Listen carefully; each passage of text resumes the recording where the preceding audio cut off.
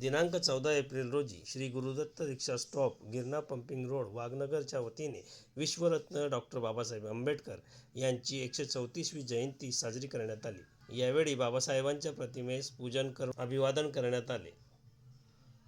गुरुदत्त रिक्षा stop अध्यक्ष योगेश बागडे, निलेश अहिरे, राजेंद्र बडगुजर, योगेश राखपसारे, सुभाष चव्हाण, राहुल पाटील, मिलिंद बोदळे, सुरेंद्र सपकाळे, जयवंत बोदळे, मंगल पांचाळ यांचा विशेष सहभाग यावेळी होता।